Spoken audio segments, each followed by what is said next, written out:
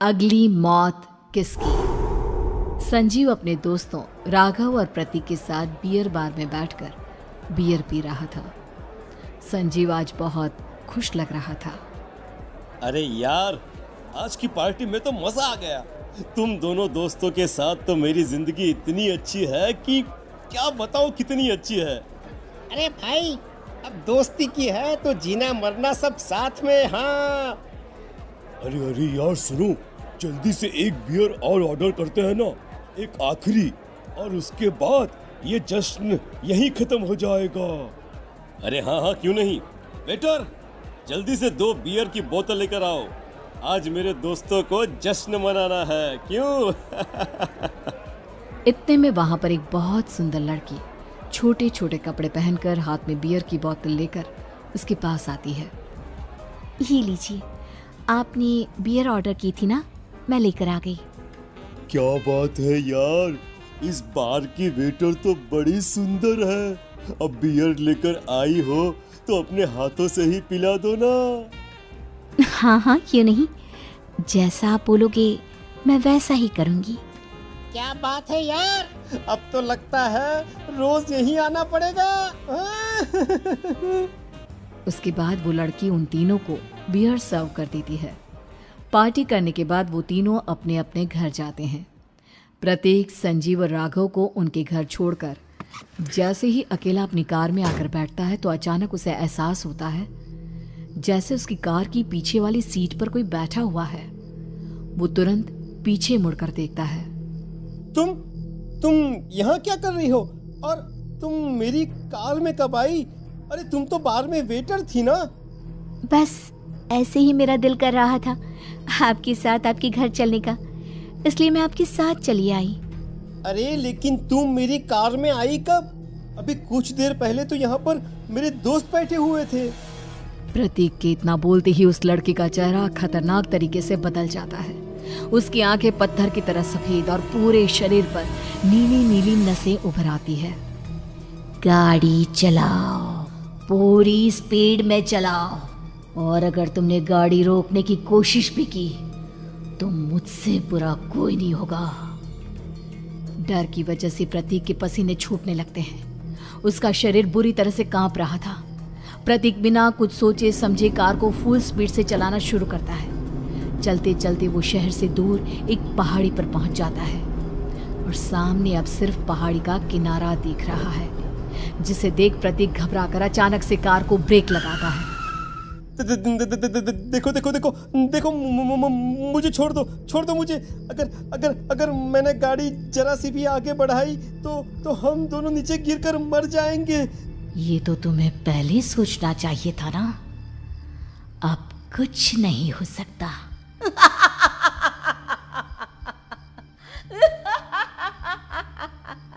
छोड़ दो मुझे।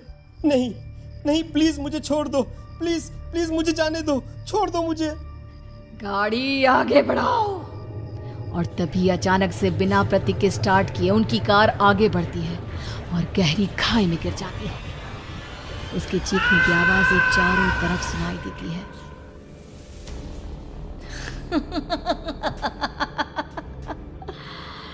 तुझे मारकर मेरे कलेजे में जल रही आग को थोड़ी शांति तो मिल गई, लेकिन अभी ये कहानी खत्म नहीं हुई। और फिर अगले दिन राघव और संजीव को पता चलता है कि प्रतीक की पहाड़ी से नीचे गिरकर मौत हो गई। अरे कल रात की तो बात है यार, हम सब बैठकर पार्टी कर रहे थे, लेकिन मेरी एक बात समझ में नहीं आ रही। राघव शहर से इतना बाहर उस पहाड़ी पर इतनी रात को क्या करने गया था? अरे यार, वही सोचकर तो मैं भी परेशान हूँ। हम दोनों को छोड़ने के बाद तो वो सीधा अपने घर जाने वाला था, और वो आत्महत्या क्यों करेगा भाई? कल रात तक वो कितना खुश था, हमारे साथ सेलिब्रेट कर रहा था। हाँ, लेकिन पुलिस ने तो यही कहा है कि प्रतीक ने अपनी कार को जानबूझकर पहाड़ी से नीचे गिरा दिया और आत्महत्या कर ली। अरे यार संजीव, मेरी तो कुछ भी समझ में नहीं आ रहा है। चल ठीक है, अब मैं अपने घर जाता हूँ। Okay bye. राघव अपने घर में अकेला था। दोपहर का वक्त था। तभी दरवाजे की घंटी बजी। कौन है? अरे 1 मिनट रुको, अभी आता हूँ। राघव ने जैसे ही दरवाजा खोला उसने देखा कि सामने एक बहुत खूबसूरत लड़की खड़ी हुई है।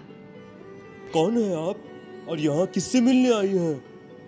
देखिए ना, बाहर बारिश शुरू हो गई थी, मेरी गाड़ी खराब हो गई है।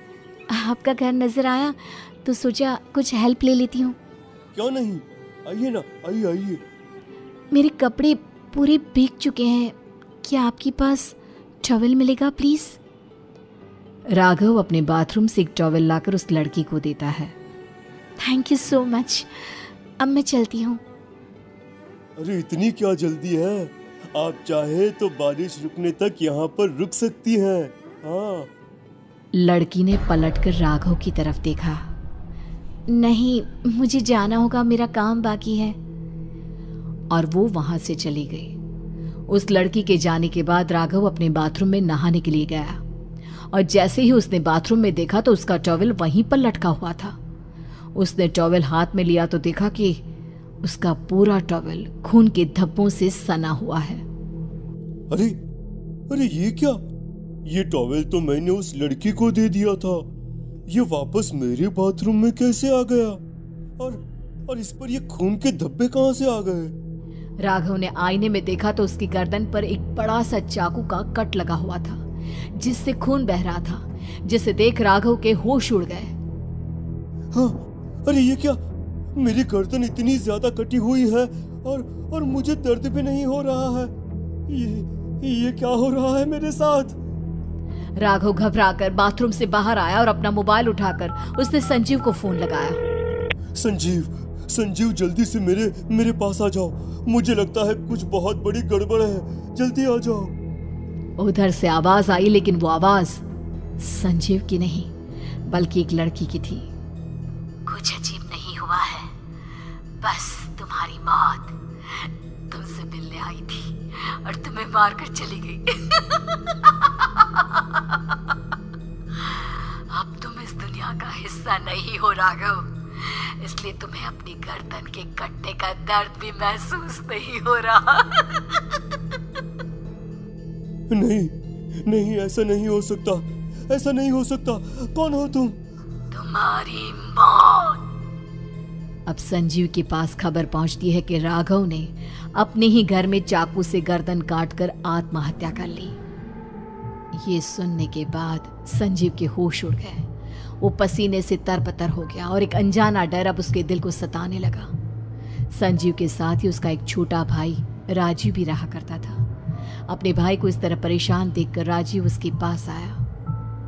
अरे भैया, क्या हुआ भैया?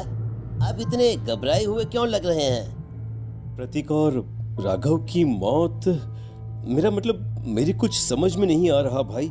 अचानक से मेरे दोनों दोस्तों ने आत्महत्या क्यों कर ली?